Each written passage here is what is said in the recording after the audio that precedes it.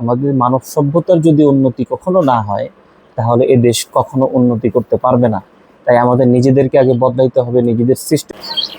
আসসালামু আলাইকুম ওরহমতুল্লাহি ওয়া বারাকাতুহু। সবাই কেমন আছেন?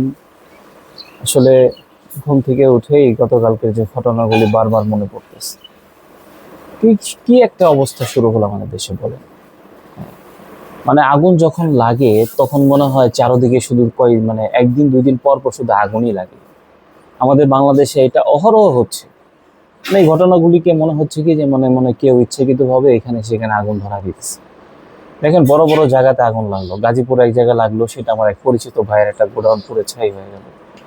তারপরে হলো আপনার 11 নম্বর একটা বস্তিতে আগুন লাগলো, সেখানে অনেক মানুষ মারা গেল। আবার চট্টগ্রামে ইপিজেডের ভিতরে আগুন লাগলো, বিশাল বড় একটা ভবন কারখানা পুড়ে ছাই হয়ে গেল।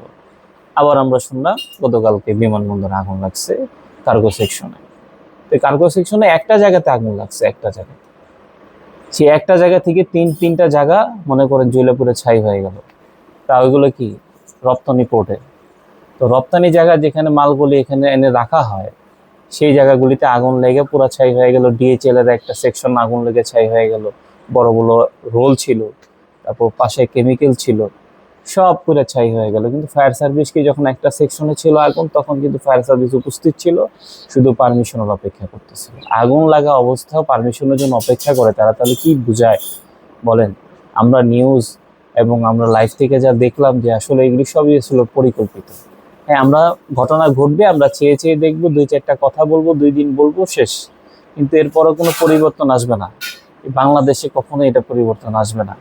কারণ আমরা চিন্তা করি বাংলাদেশকে ডিজিটাল করব, বাংলাদেশকে সিঙ্গাপুরে পরিণত করব।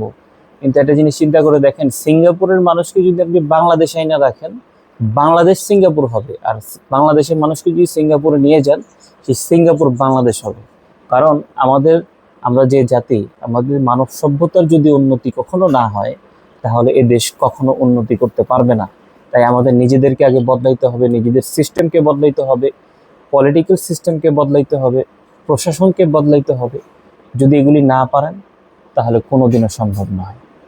তো দয়া করে আমাদের যে সিস্টেমগুলি আছে, সিস্টেমগুলিকে আমরা পরিবর্তন করার চেষ্টা করি, তাহলে আমাদের দেশ সুন্দর হবে।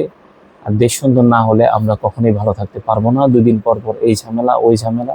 ঠিক আছে, আমরা দেশ স্বাধীন করছি, হ্যাঁ, সরকার পতন ঘটাইছি, কিন্তু এখনো সেই বীজগুলি রয়ে গেছে, সেই দোষরা এখনো রয়ে গেছে। জানি না দেশের কি হয়, আল্লাহ ভালো জানেন। সবাই সবার জায়গা থেকে দোয়া করি, নিরাপদে থাকি। ভালো থাকবেন সবাই। আসসালামু আলাইকুম ওয়া রাহমাতুল্লাহি ওয়া বারাকাতুহু।